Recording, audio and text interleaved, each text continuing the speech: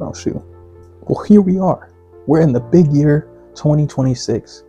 Supergirl is coming out next week, or as I release this video, this week. And we have another awesome Superman movie coming up next year, as well as the hit success Superman in 2025. Now, with all of that, I wanted to review some old ones. I wanted to review something that I had a lot to say.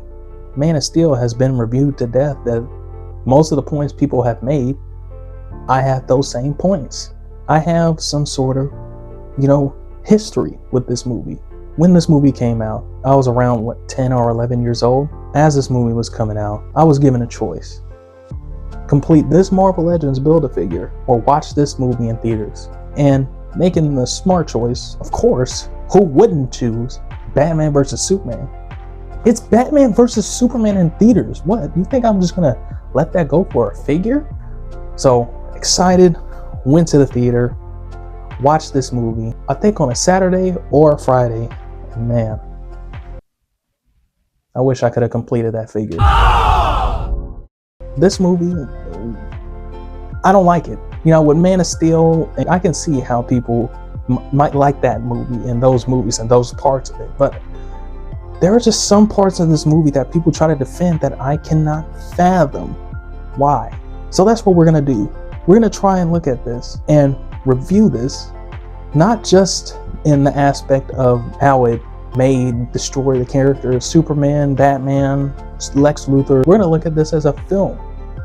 How does this structure as a film? And how does this lead into Zack Snyder's Justice League? Because people's claims is, because of Zack Snyder's Justice League, this movie is now redeemed.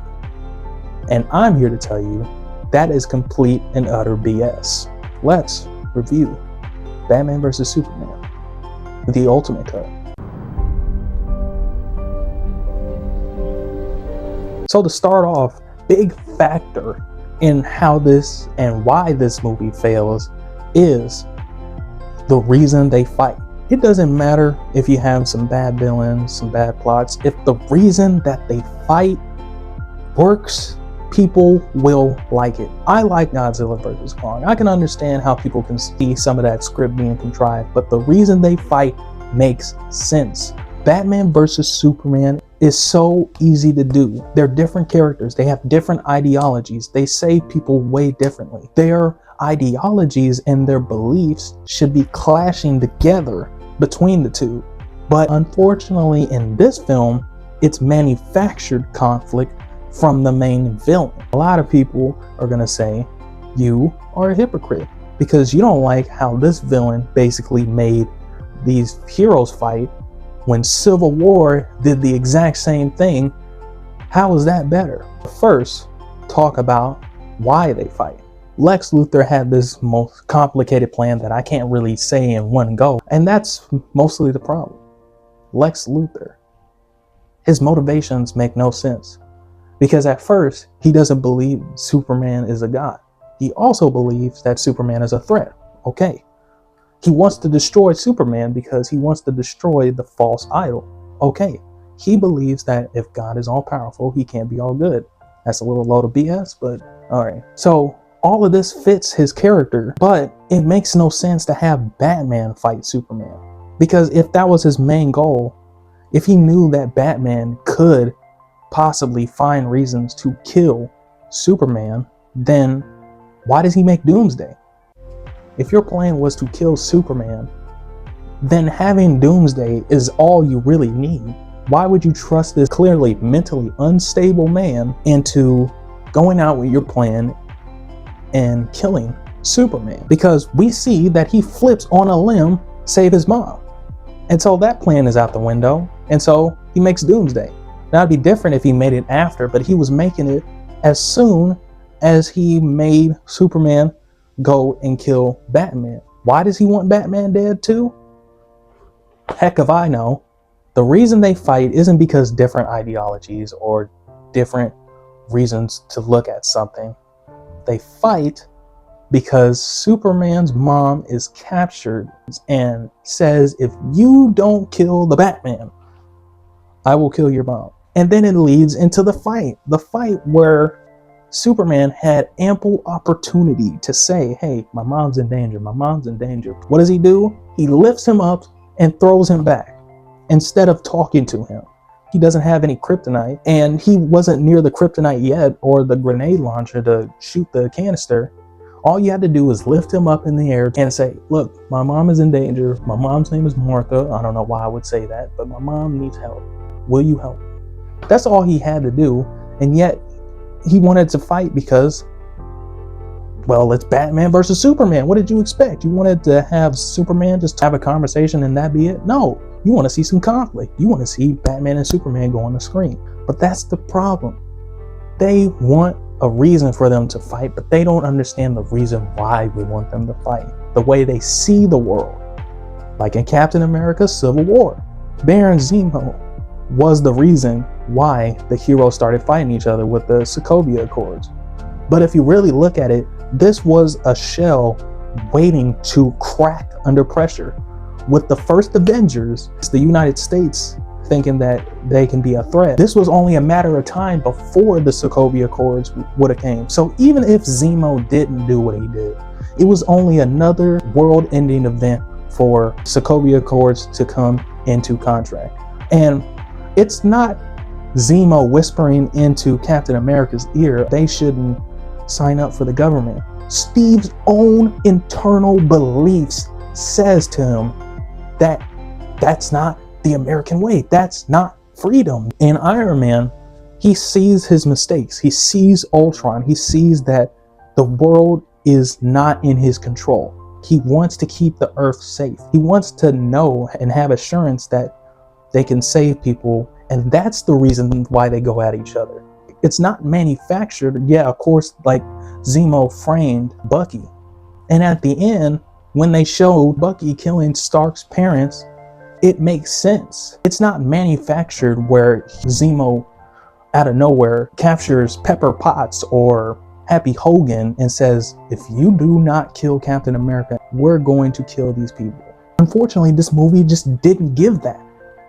How the fight ends is so ridiculous. He grabs the spear, ready to kill him with a hard line. I'm not even gonna lie. You were never a god.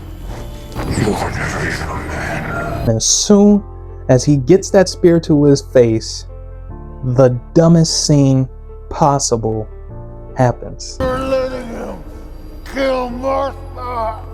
What does that mean? Why did you say that name? Find him. Save Martha.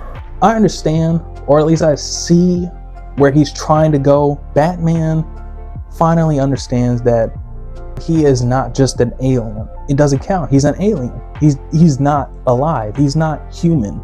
But when he realizes that he's probably more human than him, he stops. Now, in concept and how I explained it, you would think it would be great, but the way that they pull it off is horrible. Especially with the laughable dialogue. Why did you say that name? And then Lois coming out of nowhere. If Lois didn't specify that was his mother's name, what was he gonna do? Was he just gonna stab him anyway? Not only is it contrived how it starts, it's also contrived how it ends. Because if Lois wasn't there and if Lex wasn't there, this whole fight would not happen. If the main heroes can't stand on their own and not like each other, it destroys the integrity of the fight and the movie as a whole. I understand where Zack was trying to go for Lex Luthor. A reimagining. It could have worked. The film of Watchmen, even though it doesn't follow the comics true to form, it's still a good movie nonetheless, and some of those changes make it a pretty enjoyable watch. But when it comes to this, changing Lex Luthor from a sadistic, maniacal villain, calculating every move before you make it, making him a whiny Zuckerberg type does so much disservice to Lex Luthor as a villain. That's like turning Thanos into Loki. It just doesn't work for his character. It kind of messes up the movie. He's the reason why we have this third act fight with Cave Troll over there. I will say, as a kid, I thought Doomsday was cool. His earlier design was horrible. Up to his death, him getting his hand cut off, that looked more like Doomsday than all the other previous versions of him in this fight. But that doesn't excuse that this is not Doomsday. If you look at this dude, you know he is a force of nature and you don't want to fight him. This looks like something out of a background CGI character in a Thor movie. I don't know what the heck that's supposed to be. But before I get into the final fight, I have to get into the characters, specifically Batman and Superman. After the fallout of Man of Steel, people were expecting, leading forward, this is how he develops his no-kill rule. After he killed Zod, it didn't really seem like he cared after that movie. We were thinking that this was going to affect his character going forward. This death would set a catalyst into the reason why he would never take another life. But in this movie, he starts by killing off a Nigerian prince. You cannot tell me he's not dead. And so he's still over here killing people. And the reason why Superman doesn't like Batman is because Batman kills. And he sees Batman as a danger to Gotham. But Batman's motivation is that Superman is dangerous and could be a murderous psychopath. When Batman is over here doing guys' heads like this, I don't really care when it comes to the Batman no-kill rule, but not as much as other fans. If it's justified, it's justified. It's full-on killing random criminals. He's branding people, setting them up for death, and he knows it. And you would think it would be part of his character arc, switching him from a killer to the no-kill rule like Superman. After he tries to kill Superman and realizes that, oh my gosh, this is a human life, there's the warehouse scene where he kills all of these other guys. So what lesson is he learning? I feel like with Batman, you shouldn't kill. I realize that now more than ever, that Batman should not kill. Like, he's branding and killing these random thugs, yet Killer Croc, Harley Quinn, and Deadshot are all still alive. So if he's willing to kill these low-level criminals, why isn't he willing to kill Joker? You can't tell the same stories of Batman Under the Red Hood or Gear 1 without explaining and having that no-kill rule. And just him killing mercilessly and then not killing Joker, even though he killed Jason Todd or whatever Robin, you can see he's willing to go the distance and kill him, but with all the other criminals, I guess it just doesn't matter. Zack Snyder just really messed Superman up for a lot of people. They're not going to understand why people were looking forward to David Cornsweat's Superman. I also can see how Henry Cavill was absolutely shafted in the role because he was perfect. Every time I think of Henry Cavill, I think of Andrew Garfield. Two amazing actors that embodied the character, but due to studio meddling and frankly the directors being bad choices for the movie itself failed in telling the character accurately and telling him in a good story. And that's unfortunate. You can see in interviews that he was wanting a hopeful, kind Superman. The closest we got to that was ironically Justice League in 2017. In these other movies, just having him say stuff like this. The problem of absolute virtue. I'll take you in without breaking you, which is more than you deserve. Zod can't be trusted. The problem is, I'm not sure the people of Earth can be either. Superman was never real. Just the dream of a farmer from Kansas. I have to go to Gotham to convince him to help me, or he has to die. Like, that's not Superman, that's Homelander. Okay, I won't go that far. That's Injustice Superman. And especially lines like this. No one stays good in this world. Why would you have Superman, the man of tomorrow, that stands for truth, justice, and a better tomorrow, say something like no one stays good in this world? Shows the obvious problem of this whole movie. And love him or hate him, the whole problem of this movie is not studio meddling, it's the vision in itself. Now wait, hold up a second, Zack Snyder fans. I know you're gonna kill me, but just listen for a second. He is a visionary director. He is probably one of the most visionary directors of our time. That's including Steven Spielberg and Christopher Nolan. But when it comes to his stories only fit in a darker, realistic aspect. Now that fits for something like 300 and Watchmen, but that doesn't fit for Superman. The fact that they have him running this whole universe shows the obvious problem from the start. You got someone wrong to run the studio. You can see in earlier interviews that he wasn't even interested in superheroes like Batman or Superman. I want to see him do more stuff, and I actually would like to see another superhero project in something that it fits his role. He likes darker, morally gray superheroes. That can work for him, but having the Man of Steel, the Man of Hope, and Batman, the guy who never wants to kill because he understands what it's like to lose someone, and he never wants to become Joe Chill. Having him, the guy who doesn't want to become that, become the monster, and having the Man of Hope have no hope. It just doesn't work. It doesn't work with these characters. You can restructure and then rebuild with other characters, but Superman, you can't do that with him. It's just not, it doesn't fit who he is. It's not the intent he was made for. He was made to inspire hope, and in this movie, he only inspires mass hysteria. I mean, he's going and hitting buildings like it's nothing, having no care for the civilians on the ground. It's not also just Zack Snyder's fault. Ever since he made movies, he knew what kind of director he wanted to be. But the morons at WB thought it was a good idea to get the guy who doesn't really like Superman or Batman like that to run their whole DCU's studio. At the time, the Dark Knight trilogy did a really good job, and everybody was trying to do this dark and gritty, realistic take.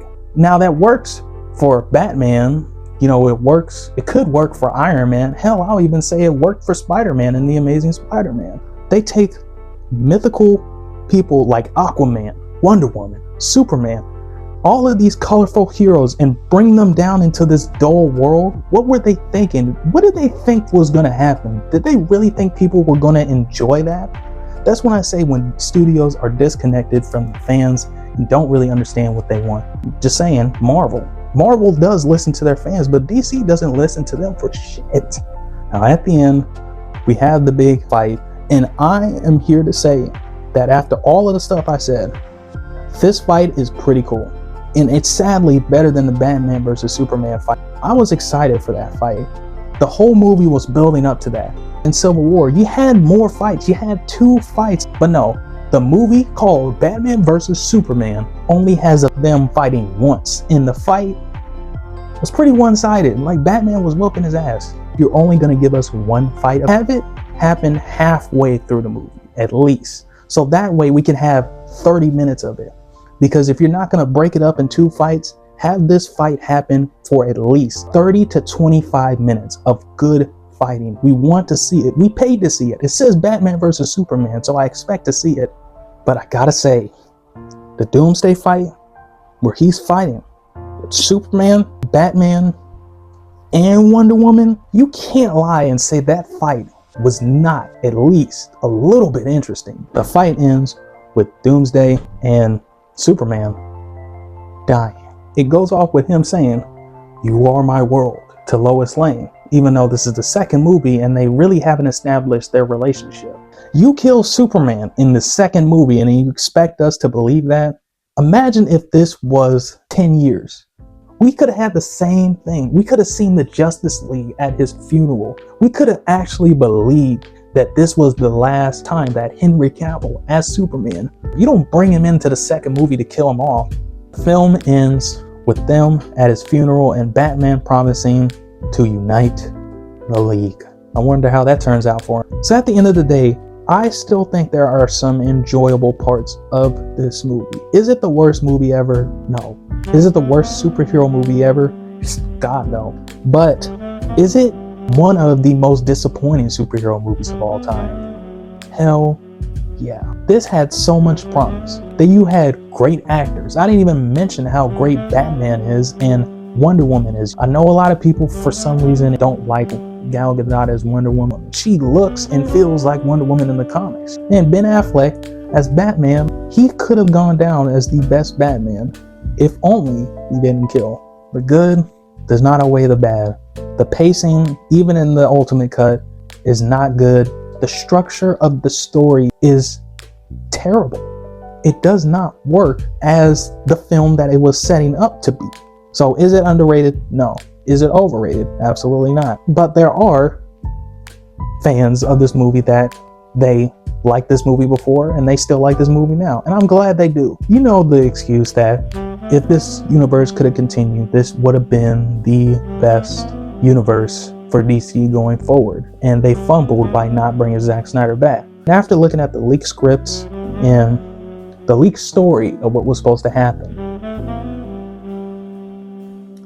yeah, it's a good thing that it ended. So I already know this is probably going to be my most controversial video ever, and it's probably going to be hate bombed. And I understand. If you're passionate for movies, you're going to be passionate about movies, and you're going to want to say something about it. Like, I'm passionate about this. I wouldn't be talking about it if I wasn't passionate about it. You got to call a spade, and you also got to call something bad that's bad.